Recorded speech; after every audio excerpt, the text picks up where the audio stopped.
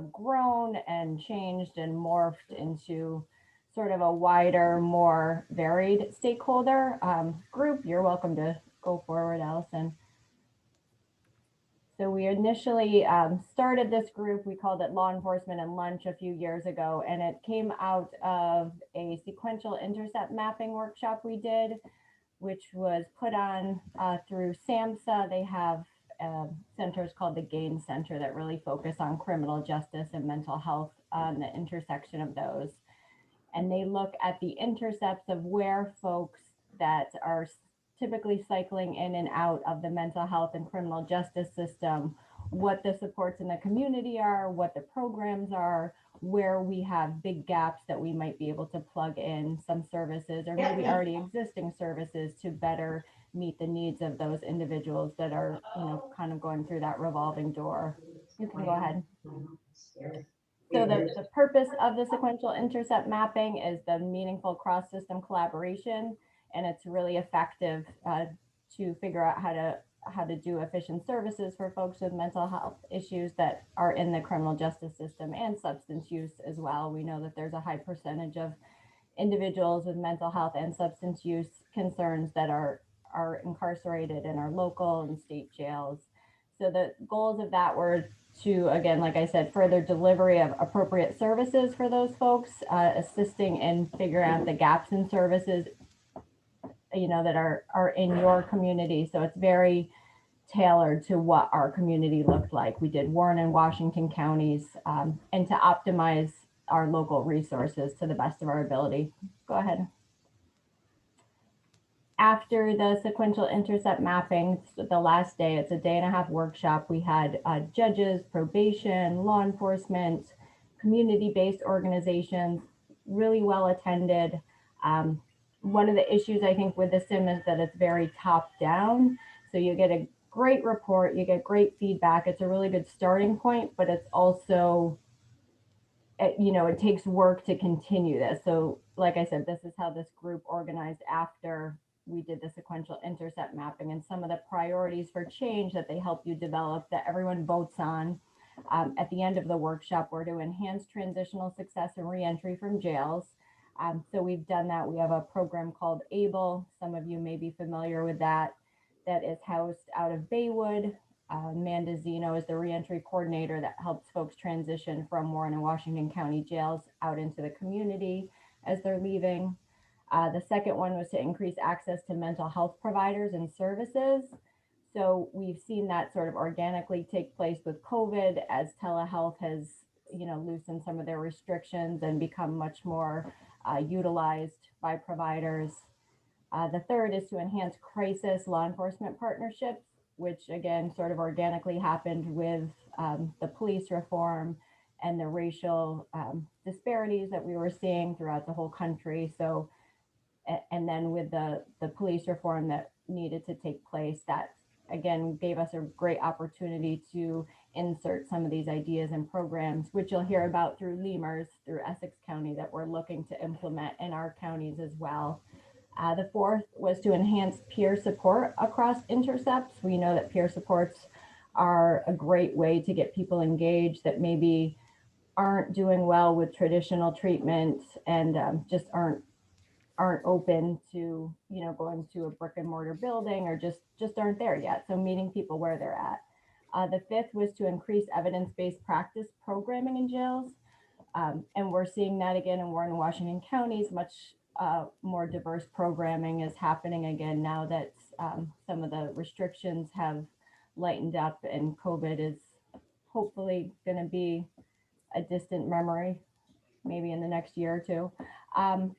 The sixth priority for change was improving communication and planning among stakeholders.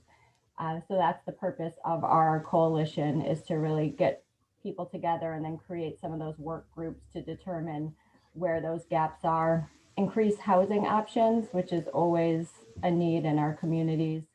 Transportation as well, that still is a big struggle. Developing mental health and drunk driving specialty courts. I know there's been some discussion about that. We haven't really gotten too far with that, but it was one of the things that folks thought would be helpful, that some of the judges also commented on. We do have the hub court in Glens Falls with Judge Hobbs. The next priority was data collection and integration. I think that is one of our biggest struggles, is trying to figure out how to get good, maybe overdose information all in one spot. We have a lot of siloed data all over the place, and it's really hard to get a pulse on what it looks like in both communities. I'm sure many of you are aware last month or the month before of the huge spike in overdoses in Washington County, which was really concerning. So we really, part of this group is to try to figure out how to have a good community response when that happens. There's fentanyl now in heroin and cocaine a lot more, and it's proving to be fatal, and Narcan is needed. So any of you that want to be Narcan trained, or have 10 minutes to do that, please do, because you just never know when you may need it. Unfortunately, especially right now with the pandemic, people's mental health and substance use issues are just skyrocketing. And the last priority for change was to expand continuum of care for substance abuse, including developing inpatient detox. Was one of the big gaps in services that the folks that did the workshop noticed. I don't know that we'll get there anytime soon, but it's always a goal and something that we're aware we need. So in fall of 2018, AMH collaborated to bring together the criminal justice, law enforcement, and community providers to focus on these priorities. Since then, Allison has stepped in and offered to co-chair with me. So over the past 2 years, the group has transformed and merged with the Hometown versus Heroin Coalition, previously organized by the Council for Prevention. Many of the same stakeholders were attending the Hometown versus Heroin, so it just made sense. And that's kind of how we morphed and changed our name and became a wider group with wider goals. Go ahead. Our current mission, Cynthia just discussed, community stakeholders collaborating to identify priorities, gaps, and resources to support individuals with mental health, substance use, and co-occurring disorders by bringing together partnerships across our community. So we have monthly meetings. We typically have anywhere from 25 to 45 stakeholders that participate. It's been a great exchange of information and networking that's really developed. So we're excited to see that. Go ahead. The structures that we have, the 4 work groups that we encourage and try to meet outside of the monthly meetings. They're the education group, criminal justice and jail, recovery group, and mental health and treatment. And our goals currently are the sustained education and media attention, trying to get out some press releases. Again, the overdose was a great example of, using this group of 100 and so many people on our email list to send out those alerts that there's been spikes in overdoses. The harm reduction philosophy, that all pathways to recovery, not just traditional treatment. We really need to change our mindset and that meet people where they're at. You don't have to be abstinent. Abstinence was kind of an antiquated, old school way to look at how to provide treatment to people, and it's not effective. A social media presence, restorative justice strategies, and collaboration and new strategies for law enforcement and mental health. You can go ahead, Ellie. Also, patient engagement, available resources, and referral processes. So we usually have, much like this group, someone present from a community-based organization that allows this larger group to determine, how they would make referrals and those side conversations to happen, and brings awareness to other organizations that, maybe didn't even know these services existed here. Supporting youth impacted by family criminal justice involvement. There are some side projects going on with probation and some grants that are helping to determine and develop some peers for youth and families that are impacted and in the criminal justice system. Also assessing community needs through our collaborations. We're learning a lot from the folks that attend the meetings as well. So other outcomes from the SIM, like I said, the development of ABLE, the reentry program. We've since conducted 2 crisis intervention trainings for public safety professionals and law enforcement. We're going to try to continue those, hopefully, once there's trainings around again to do crisis intervention. go ahead. Ongoing discussion and exploration of pre-arrest diversion programs. There's a program called LEAD. You guys are welcome to look it up. It was based out of Seattle. Albany was one of the first programs to implement it in the nation. Super effective at reducing recidivism. Also working with local law enforcement and emergency responders to have a community response, as I spoke to already, around the overdose detection mapping program. So we have some assistance from those folks as well. Go ahead.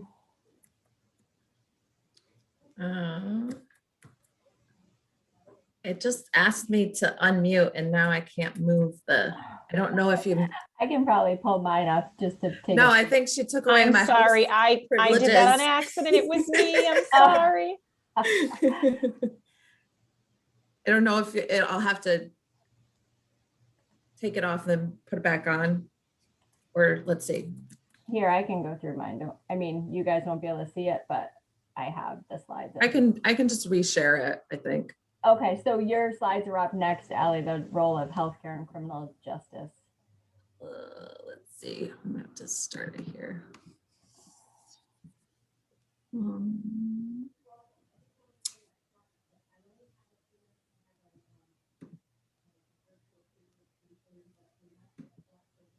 Let's see. Here we go. So can you see it? It still says other outcomes from the sim. Oh, okay, it went back to the beginning. Oh, there we go. Wait, no. Now it's, there we There go. we go. Okay. All right. So as Carrie said, we kind of had a merge right before COVID, and the Hometown versus Heroin Coalition, which had been going on, for a little while. We had the same players at the table in both meetings, and we were working on the same type of goals and outcomes. So we said, let's streamline this and really, work together to come up with one way of meeting and meeting those goals. So we're actually going to be presenting to the Provider Health Network in next week as well. So we added some slides in about healthcare and how it fits in with the SIM.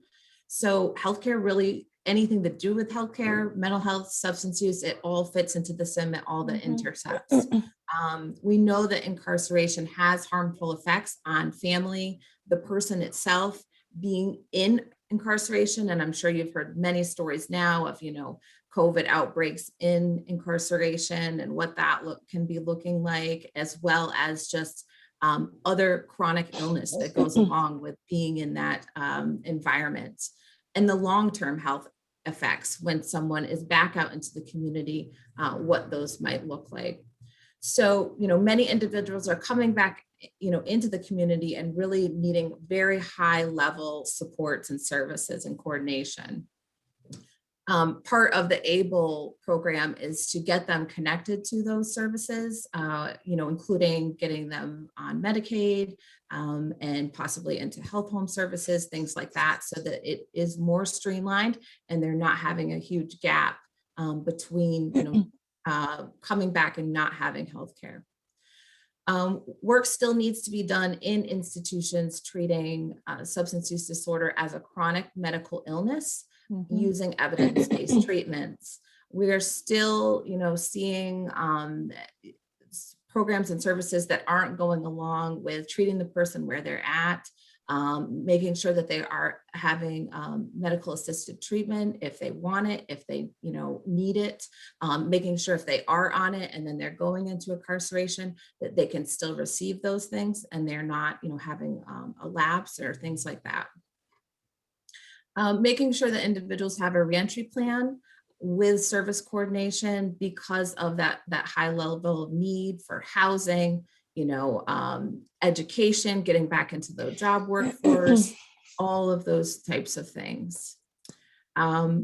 Probation and parole. I think we're still, working a lot in this area and on individuals understanding that, taking away treatment or taking away things that are healthy supports, like being able to go on hikes and things like that as part of treatment is really helpful. And if somebody tests positive, that you can't take that away. You know, we're not using that punitive measurement system anymore, that we need to really strength-based treatment around that individual and increase the amount of supports that they have during those times of maybe relapse, and that people can get right back into recovery. That it's just because someone has a relapse does not mean that this is going to continue forever, that they can jump back into recovery.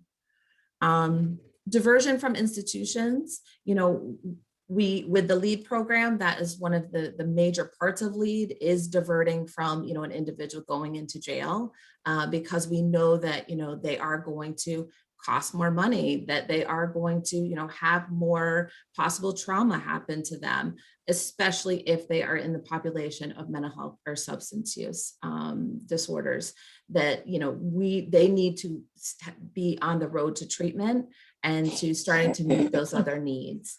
And that many times, you know, the crime that's being committed, if it's, you know, burglary or something like that, is partly due to the substance use disorder. Not that it's okay, but that how can we maybe work on the reason why they were doing that, rather than putting them into the system where they're not going to even possibly get that treatment. Other ways that healthcare plays a role: prevention. I am the assistant director at the Council for Prevention, so that's always where my brain is at. Is like, how can we prevent people from ever getting to the point of, you know, needing, you know, possibly going into an institution, or, you know, having chronic illnesses or having mental health issues or things like that.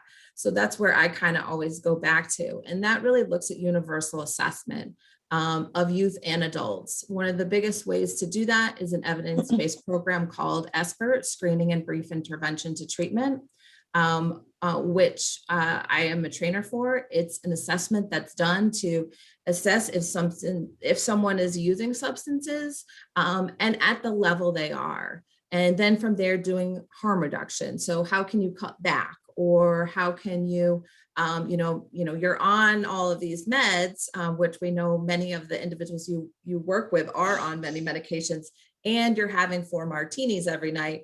Is that a good idea to prevent falls? You know, things like that. So research shows it cuts down on many of those adverse effects from substances and alcohol use that people don't often know. You know, they don't know that blood pressure medication and using alcohol is going to make it not really work that well. So that is one of the things that we want to push more for in our healthcare system. Universal assessment of trauma. So many of you have had training with me before on trauma-informed care, on adverse childhood experiences. Part of the reform is, really looking at making all entities more trauma-informed, and law enforcement has, started on that bandwagon through the CIT training and also other trainings. But, we can do the training, but we have to change the policies, and we have to really look at the, what individuals are having to do, not only law enforcement themselves, the training they're experiencing on the job, but, the individuals in their care. So that pertains to all entities. All agencies can be more trauma informed for their staff and for their clients. We don't want people to come into our services and leave worse than they were, at being more traumatized by things that we are doing with them. Recovery supports, like Carrie talked about, those are individuals like certified recovery peer advocates. And all of this is very new. In the last couple of years, these services are becoming more widely used in many entities through the court system, through the hospital system, and through treatment as well. So they're individuals that have lived experience, and they go through a pretty intense training to be able to, help an individual in the community learn life skills, community supports and knowledge, and things like that, and be there to kind of help guide an individual. Family navigators, those are individuals that are going to help a family, possibly with someone who is, in an institution getting out, someone who's in treatment, or someone who doesn't want treatment, but the family is having all of those effects. So really looking at the whole entity and not just the individual. Youth clubhouses, we don't specifically have a youth clubhouse in Warren, Washington County. I know Fulton County, I believe, has one, but we have increased our youth services at Hope and Healing Recovery Center. We do have a recovery program for youth that has just started. And so that is available if you, have individuals looking for that. The recovery center is really open to anyone, family, the individual in recovery, but it has been running straight through COVID. They have been providing massive amounts of one-to-one supports with very, very, very minimal funding. And it's amazing how much that, ground level work makes a huge difference. They do Narcan training as well as Alliance for Positive Health, and they do other trainings as well. But if you're not Narcan trained or you want staff trained, please get in touch with us and we can make that happen. Do you want to take this one, Carrie? Sure. Did I unmute? I did. Okay. So where we're headed, and this was created a little while ago, police reform is already, those plans need to be submitted shortly, but I just wanted to acknowledge that the police reform has really created a unique platform for us to do some genuine, authentic work around the disparities that are very present in our criminal justice system around race disparities, the mental health, poverty, income. Our culture is doesn't really value healthy as a whole person. And so really trying to address those social determinants of health and trauma. Trauma affects all of us. If you think that somehow you are not affected by that or it hasn't impacted you, I would encourage you to take a look at your history yourself.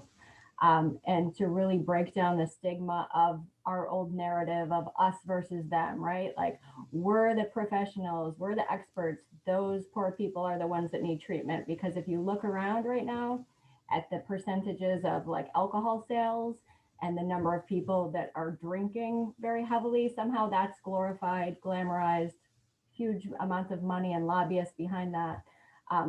Really unhealthy. Alcohol is a neurotoxin. No shame to anyone that drinks. But we need to start to take a step back and really look at what our culture values and how we create these narratives of a heroin addict is bad, but the professional that drinks themselves, into a blackout is okay. There's so many disparities. So that education around harm reduction and everyone just being self-aware and authentic and genuine, I think is really important. Go ahead. And we'd also, this was, like I said, a while ago, so we had encouraged folks to participate in the local surveys that were being presented by law enforcement, but those are, I think, kind of null and void at this point. This is pretty interesting. The SAMHSA had done a national survey on drug use and health and showed that 19 million American adults had a substance use disorder. And that was in 2016. Like I said, we know that those numbers and percentages are skyrocketing just based on alcohol sales and the overdose rates. But only 11% of those who needed treatment received it. And we're talking treatment in our old, antiquated, traditional treatment sense. Near the other 89% said they didn't need treatment. So on average, most individuals wait 20 years before getting help. Again, that's the stigma and the shame and that us versus them narrative that keeps people in that cycle of feeling too ashamed or that they don't want to address it. So abstinence-based treatments are not reaching the vast majority of people with substance use disorders. Go ahead. So where we're headed again, that continued dialogue and narrative shift from abstinence-based to all pathways lead to recovery. Recovery is not a straight line. Healing is not a straight line. We all know life throws lots of things at us that we didn't expect, and we need to be adaptable and keep moving forward. You can go forward and back and forward. It's never a straight line.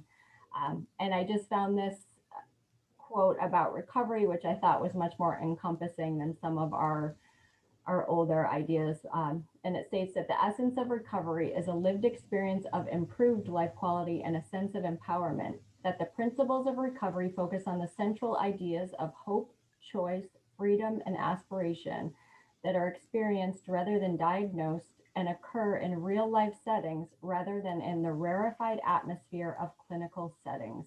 Recovery is a process rather than an end state, with the goal being an ongoing quest for a better life. And who determines who has a better life? That's up to the individual, really, not treatment providers. So where we're headed, again, Simon Sinek, if any of you are familiar with him, I just thought this is a great quote that says, unhealthy cultures create addiction, healthy cultures create social bonds. So, there's no better time to speak to this than during a pandemic when people are isolated and frustrated, and we're just seeing the ramifications of this. It's profound, the impact. Certainly it was before, but this has really exacerbated it. So I thank you all for your time, and I hope that some of this information is valuable and you're able to take it out to the community or the folks you serve or for yourself individually. We just really appreciate your time. So thank you so much for having us. Thank you. I'm going to share with you the resource card that we created for the coalition, just as a quick resource card for services.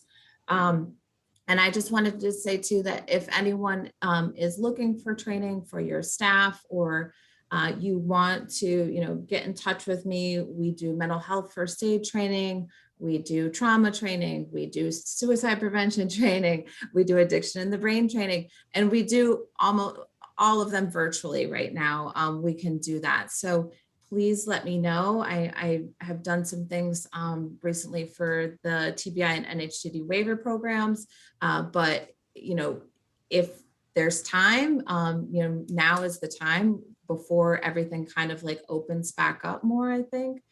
To do that, but we would love to do that for anybody. We also have, and now that things are opening more up, we can actually use it. We got it right before COVID.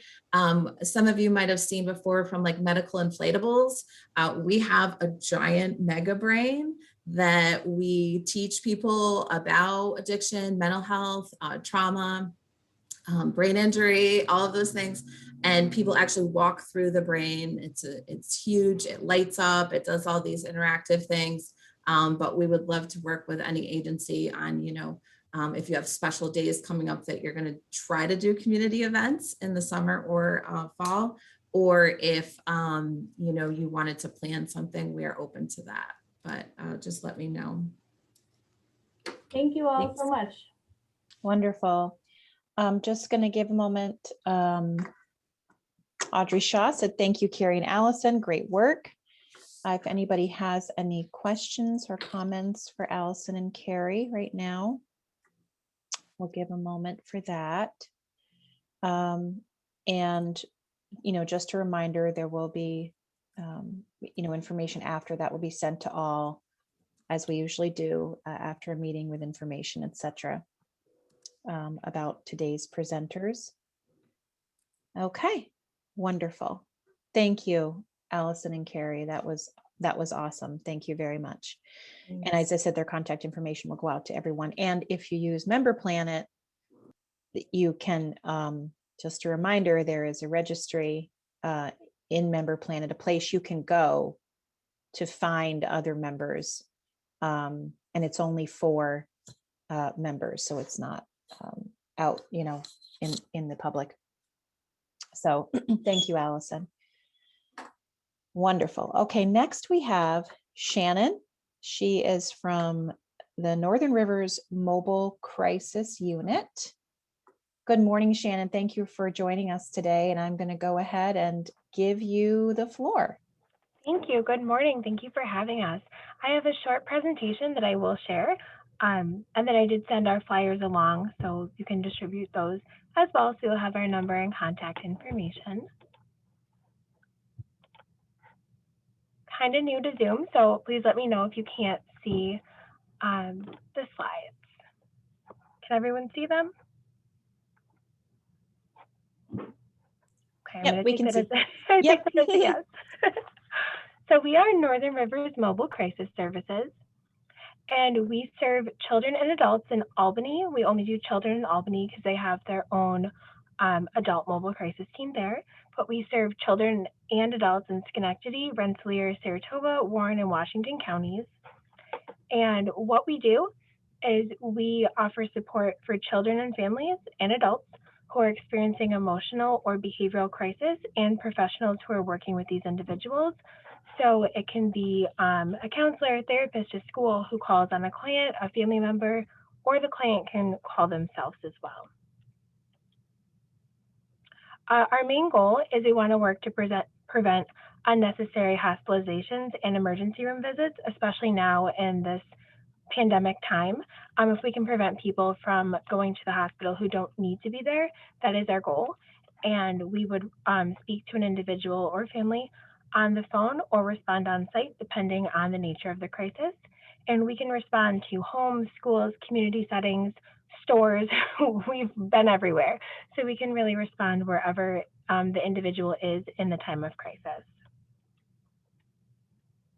Our goal is to assess for safety and determine the best course of action, whether that is creating a safety plan with next day follow-up, or if the individual really does need to be referred for further evaluation. And we provide that next day follow-up as well as linkages to community resources. If an individual wants to be connected to therapy or they're looking for support groups, we work to make sure that we link the client to that. In addition to licensed behavioral health practitioners, we have support staff as well. So we have peer specialists and family advocates so that we're able to really address kind of that whole client need. If we have like an adolescent who's calling, we'll offer support to the family. If it's someone who wants to connect with a peer, we offer that as well.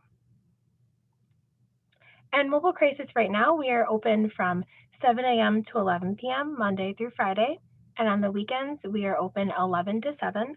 We are hoping to go to 24 hours very, very soon. So we are working to be that resource for the community. But right now, we are open to 11 p.m. during the week. And this is our crisis number as well. And I'm going to send out flyers that have all of that information on it. But does anyone have any questions? I know that was kind of a quick and brief overview, but if you have any questions, I would definitely love to answer those as well. So there were a few things Of course. that I'm gonna switch my view here. There we go. So just to kind of recap, go a little further into this, it doesn't have to be a professional or even someone who knows another person really to call you. Like if you are in the community and you see someone or you know someone, you go to visit someone and their behavior or their actions are really, really concerning. A person can just call your crisis number, correct? Correct. Yes, we have gotten calls from, shoppers at Price Chopper who have seen someone and they don't want the police to just come and pick them up and bring them to the hospital. So they want us to come out and being able to kind of assess what's going on. And we've actually been working very closely with law enforcement. So right now in Schenectady, Schenectady has a program now that if they get a call that is more mental health based, they'll contact mobile crisis. So we can respond and work collaboratively with law enforcement. And we're starting to see that more in Warren and Washington counties as well, that we are really trying to make sure that when it is a true mental health crisis, that the individuals in crisis aren't just carted away to the hospital or, seen as just being picked up by the police, that we're working collaboratively to figure out kind of the source of that crisis. And if it is truly mental health, getting them the help they need in the mental health sense as well. So yeah, anyone can call. We've had, kids call, adolescents call, people who, like I said, saw someone at Price Chopper and something wasn't right. So anyone can call and we can definitely talk through the situation. If someone's not sure what the next step is, our clinicians will definitely talk that through, but we are open to getting calls from whoever. So anyone can call us. Great. And one thing I did want to address, I didn't have it in here, but is it in terms of like how to access the services and if there's a cost, there is no cost. So we're never going to turn someone away for health insurance or anything like that. So no one's going to ever get a bill from Mobile Crisis. So I know a lot of people, especially now with COVID and losing jobs, some people don't have health insurance and they're, afraid to go to the emergency room, but they do need that assistance. So we will never give a bill. No one's going to have that cost to worry about with Mobile Crisis. Wonderful. Thank you very much for that. You're welcome. Anyone else have any questions for her at this time? As I said, everyone's going to get information about today's presenters, of course. Okay. Thank you very much, Shannon. You're welcome. Thank you for having me. And then we decided to kind of close out this section of the Long-Term Care Council meeting, sort of an inspiration, we hope that you hear that our law enforcement and our mental health professionals in this region have been working hard to find creative ways to meet the needs in our communities. And we felt like people aren't always aware of that in our community, of just what others are doing. That often happens. Like there's not a lot of fanfare about it. They're just nose to the grindstone getting it done, and we don't even realize that this progress is happening in our midst, and it can be very disheartening sometimes. So that was one of the purposes, to kind of bring light to the things that are happening and are positive things happening in our community, to pay homage to all of the professionals involved in that. And then, the other part, as we all know, who've ever been in a work group or who are doing these things, is that with what we are given, what we have to work with, progress sometimes can take a long time. And that also can be disheartening. I think it's been awesome to hear today. We absolutely are seeing progress. There are new things that are being implemented, continuing to be implemented. I encourage you, if you wish to be a part of that process, the more brains, we have on these things, the better. So I definitely encourage, everyone to be active in these pursuits. But we thought we would end this part with a program that is up and running and in Essex County, and has been extremely successful. And I know that the people who have been responsible for starting that and getting all of that going have worked with Allison and Carrie and the other members of the Criminal Justice and Community Services Task Force, because, why reinvent the wheel? If you're finding things that are working, how can we implement them here? So I know that work has been happening. So we invited Doug Meyer. He's the Director of Services for the Mental Health Association of Essex County. And he is one of the collaborators on the Essex County Law Enforcement Mental Health Referral System, affectionately referred to as LEMHRS, which is the acronym for that. So welcome, Doug, and take it away. Oh, thank you. I'm happy to be here. It was interesting hearing the presentations, what you guys have gone through. Just to tell you a little bit about myself, I moved to the Adirondacks in the year 2000. I've got a Master's of Education in Counseling. I'm also a New York Certified Peer Specialist. I've had one foot in the substance abuse world, law enforcement, and mental health for the last 50 years. At the age of 15, I was diagnosed with an opioid use disorder as a result of my best friend's older brother coming back from Vietnam. Been in sustained recovery for the last, well, it'll be 20 years on September 4th of this year. I was a probation officer in New Jersey for many years, retired as a senior probation officer. And I founded the substance abuse unit at the Morris County Probation Department during the height of the crack epidemic down there. Retired from that job and moved to the Adirondacks, was a stay-at-home dad for quite a few years until 2008. I became an intensive case manager with the Mental Health Association in Essex County. Essex County is the second largest geographically county in the state. And I'm sure most of you are familiar with it, but it runs from exit 28 on the Northway up to exit 34 and west to Saranac Lake, Lake Placid and Saranac Lake. Saranac Lake, it's actually half in Essex County and half in Franklin County. And I'm gonna see if I can share my screen now. Let's see. Here it is. So we did a sequential intercept mapping also with Franklin County and Essex County, and identified some gaps. And let's see if I can get to the next slide.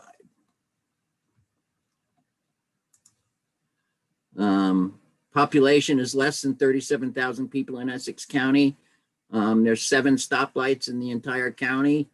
The way things work with services in Essex County is the Mental Health Association does the wraparound services, health home case management, supported housing.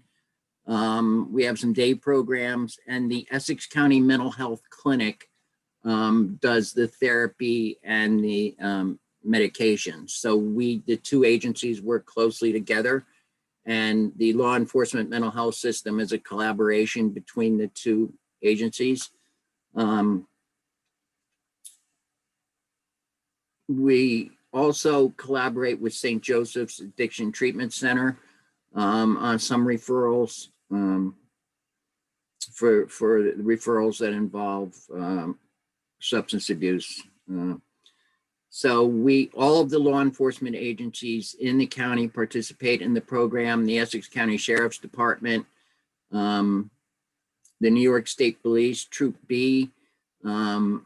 Troop B has Zone 3, which is Essex County. And right now, it's only Zone 3 that participates, but we expect all of Troop B to be in it eventually, hopefully pretty soon. And then there's 3 local departments, Lake Placid PD, Ticonderoga PD, and half of Saranac Lake PD for the Essex County addresses. They participate. So we had OMH up here, and we did some CIT training for some troopers and Essex County deputies. Unfortunately, Troop B is kind of a training mecca. So when troopers graduate the academy, they get sent up to Troop B to be trained. And we lost some of them, but there are still some sergeants that are CIT trained. In the spring of 2018, we formed the Essex County Heroin Opioid Coalition, and that's what really LEMHRS grew out of. Law enforcement was at that table, and we developed a close relationship with them, and my experience in law enforcement helped kind of create a bond with those guys. And we came up with a solution. We had looked at LEAD, and some of us went down to Albany to look at their LEAD program, and we determined that it really didn't work in a rural area. So we came up with the law enforcement mental health referral system as kind of an alternative to LEAD. In May of 2018, we discovered an online platform, and we had used through Wufoo, which I believe is owned by SurveyMonkey. We had been using an online referral system for our mobile crisis program, and we decided, why couldn't we just have a separate web address that law enforcement could go to so they could make referrals? So July 10th, which happens to be my birthday, 2018, was the first live referral. Those are just the shoulder patches of some of the departments we work with. Let's see. So any law enforcement, if they come in contact with someone they believe has a behavioral health condition, they may have committed a crime, they may not have. With bail reform, of course, people aren't ending up in jail. So we've gotten a lot more referrals since bail reform. So if law enforcement thinks that a person would benefit from contact with the mental health system or substance abuse providers, they can do an online referral. They can do it right from their patrol car. They can do it at the end of the shift. They can do it the next morning when they come on duty. So it's not a mobile crisis response. It's a way for law enforcement to get people on mental health providers' radar. When they do a referral online, the referral goes, there's a maximum of 10 email addresses that referral goes to. So it comes to my phone, it comes to some licensed therapists at the Essex County Mental Health Clinic. And between the two agencies, we triage who's gonna respond. Law enforcement gets an email message that we received their referral.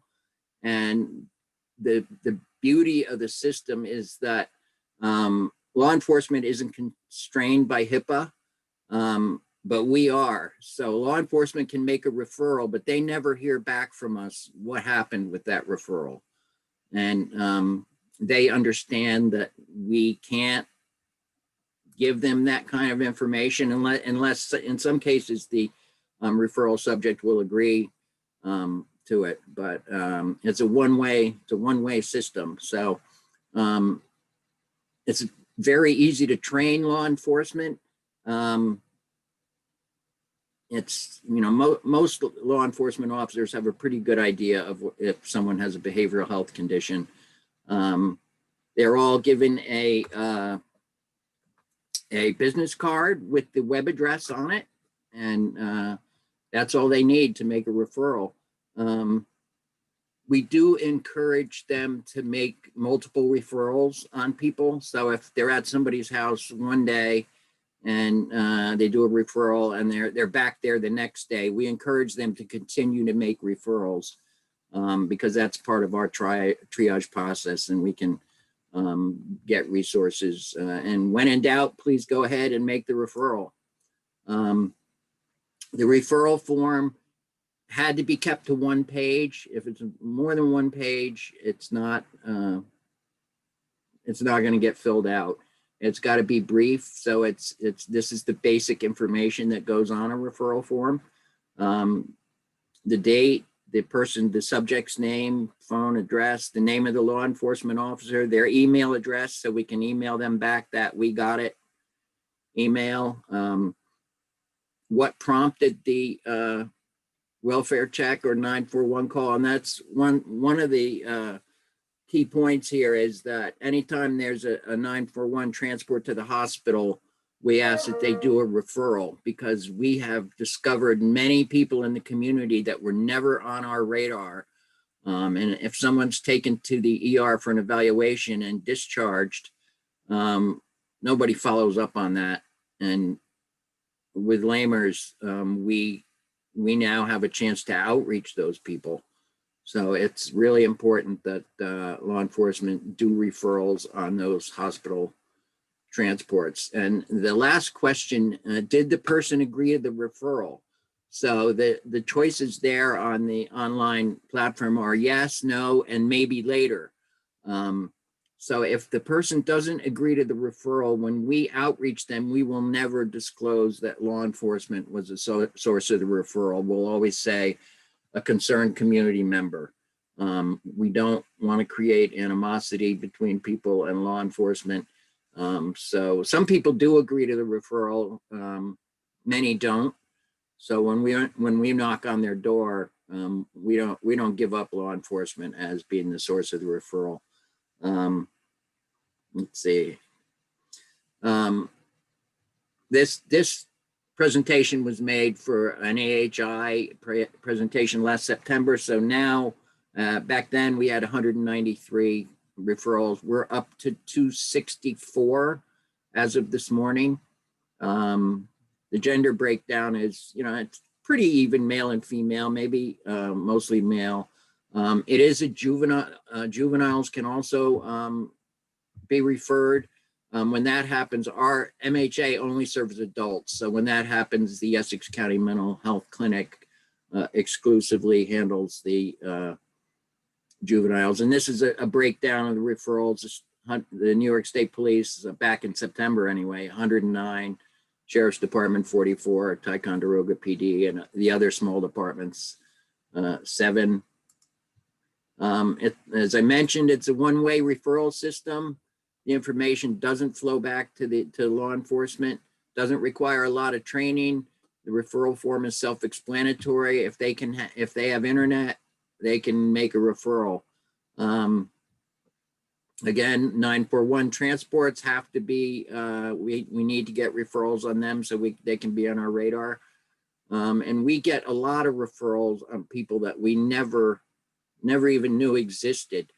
It's a rural area. There's people back in cabins that have behavioral health conditions that we never heard about, had no idea they existed, but because of LEMHRS, we do know they exist, and we are able to outreach them.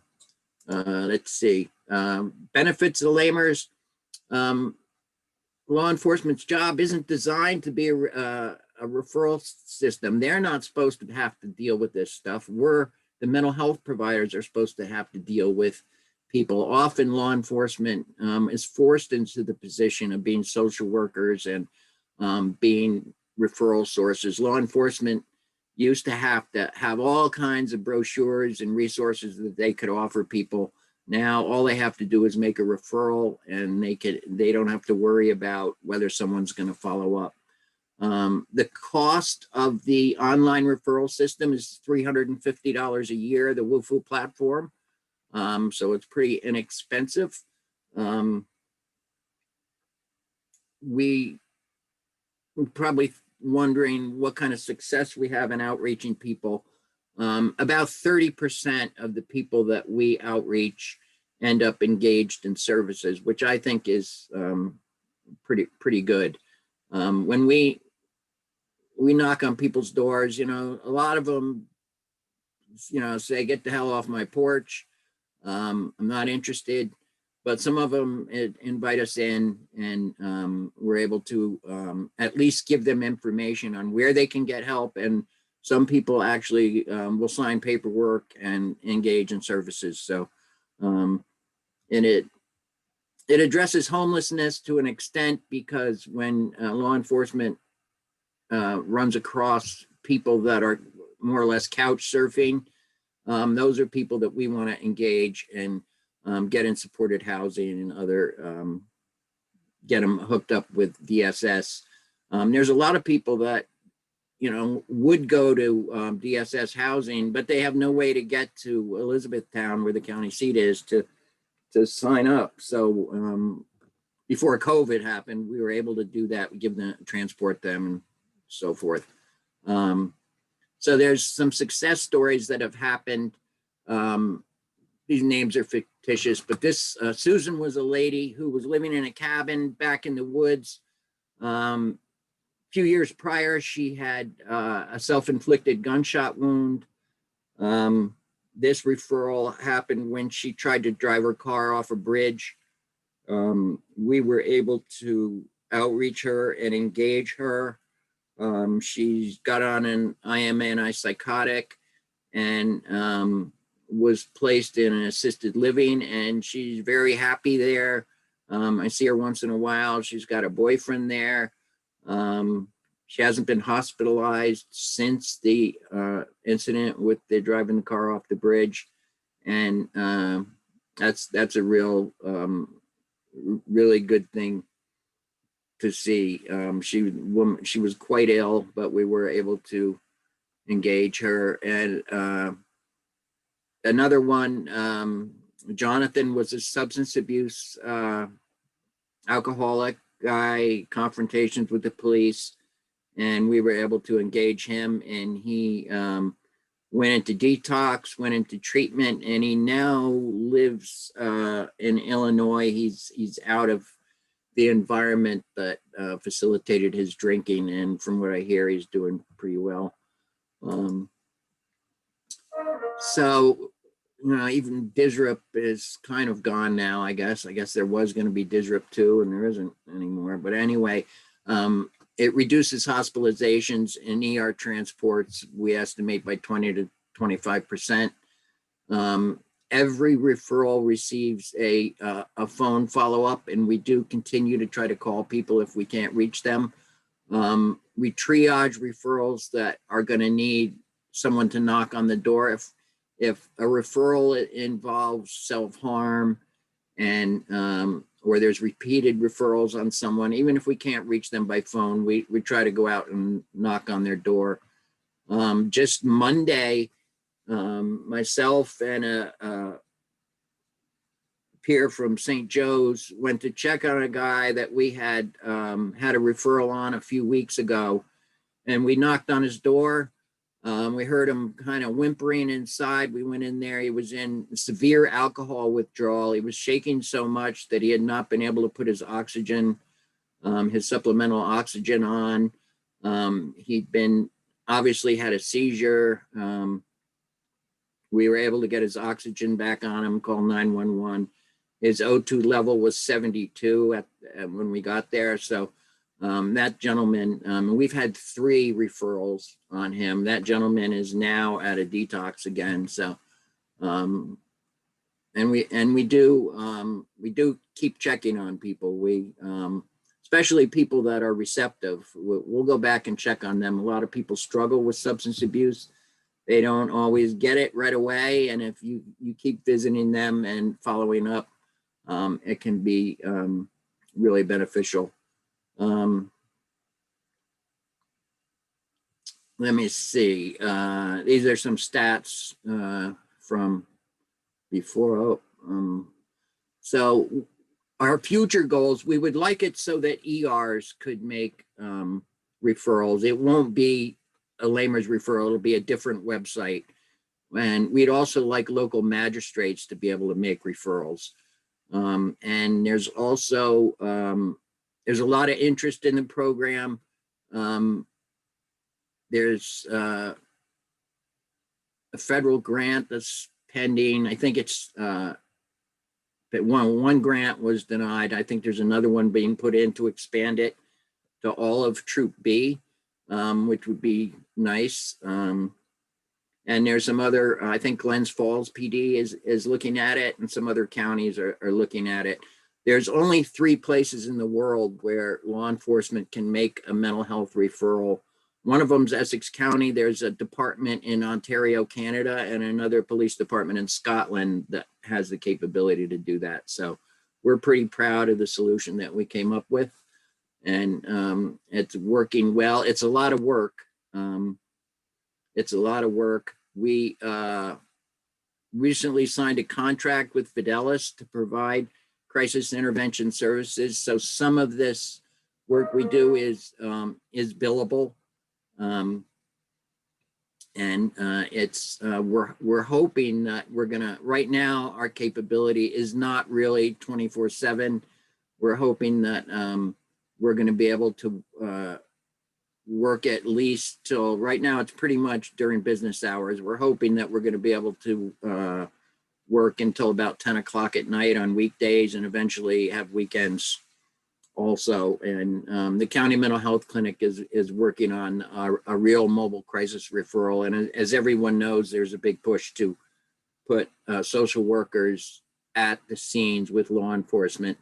Law enforcement have originally agreed to this referral system because they were okay with making referrals, but they didn't want anyone mucking up their scene. They didn't need social workers at their scene. I think they're starting to change their attitude a little bit with the governor's police reform initiative. I think law enforcement starting to realize that they may have to accept having social workers at their scenes, but law enforcement trusts us and we cooperate with them, and they trust us not to second guess what they've done with a client. And they trust us that we're not going to make trouble for them, that we're going to cooperate with them. And that's really, really important. If you don't have the trust of law enforcement, they aren't going to make the referrals and the program's not going to work. We meet every other month with all the stakeholders and law enforcement and review how many referrals there have been.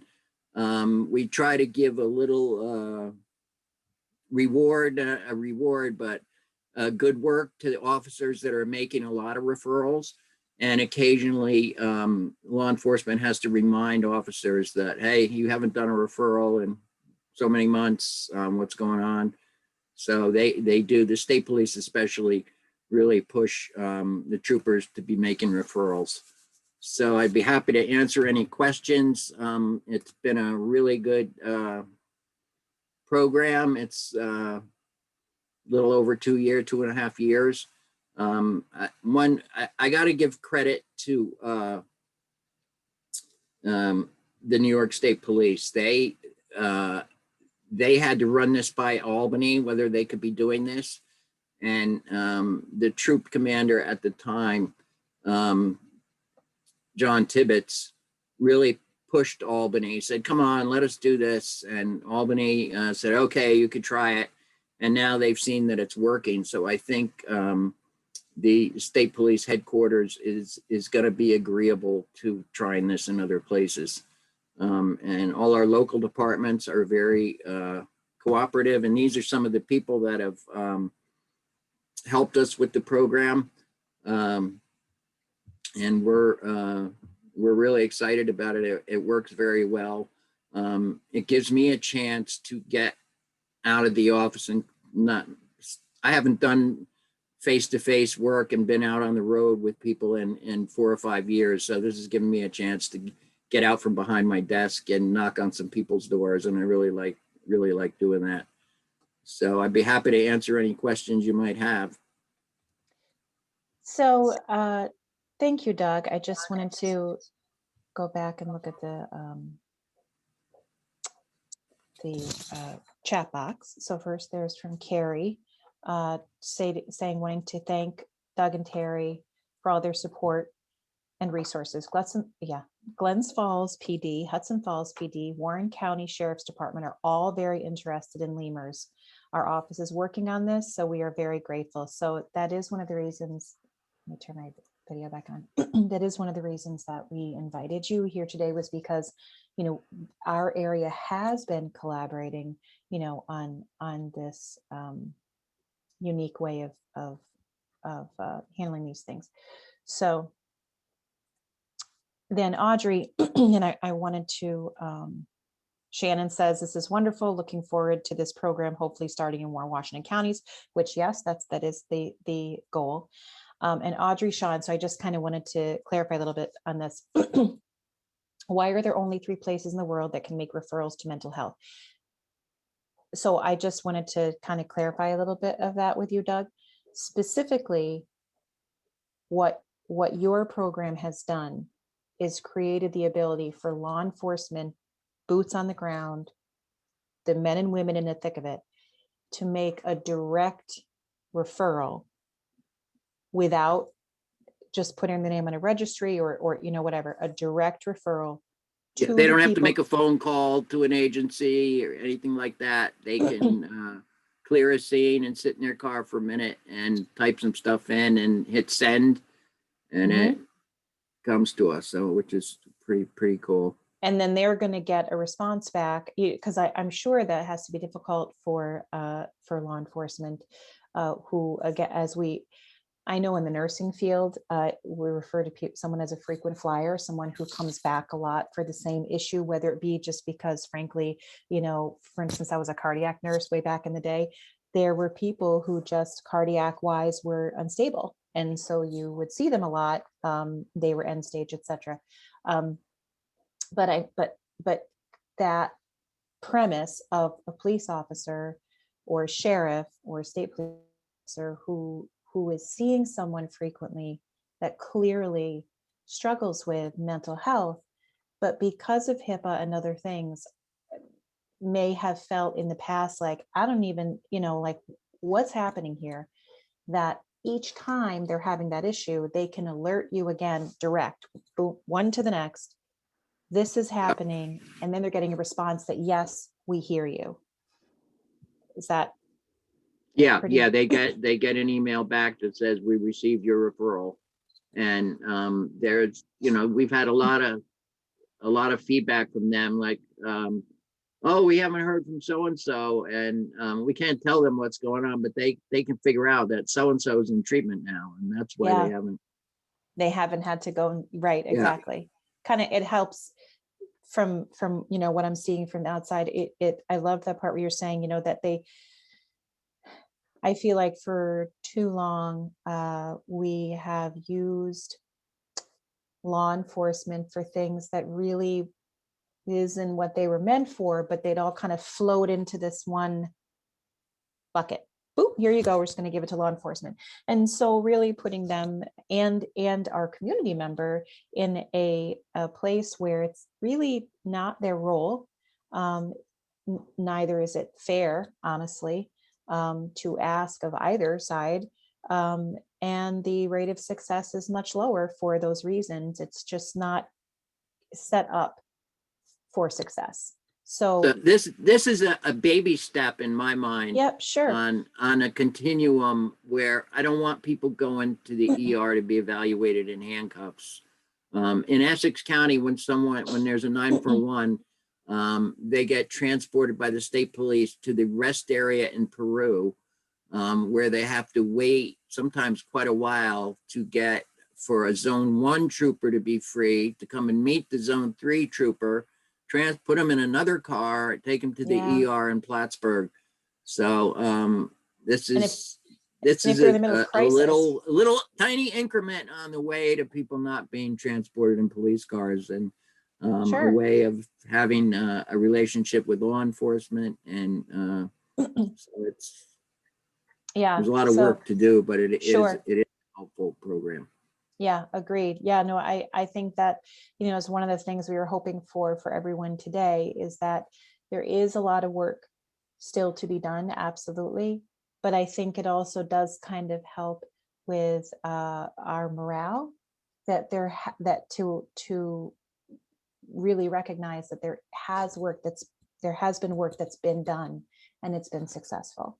And so we're continuing to build on that. So we're very excited about that. And again, Carrie and Allison were just, wanting to say that all the police departments in our area, Glens Falls, Hudson Falls, Warren County, are on board with this. These things are awesome, and and wanting to move forward as well. So that's all really great news. So I'm happy to hear that. Yeah, thank you so much, Doug. Does anybody else have any other questions for Doug before we move on? Okay, doesn't look like it. I am now going to pass the baton to James. I did see here that James said, and this is something he's going to go over again. Any information, as I said before, is now going to one email address, so that it kind of gets all the information where it needs to go. And I'm going to hand off to James, who's going to talk to us a little bit more about the changes we've been working on in the hopes to streamline stuff. Thanks, James. Hello, everybody. Just trying to make the system work more effectively, and as far as getting information out to people. And we are utilizing Member Planet, and it is a kind of a member type of software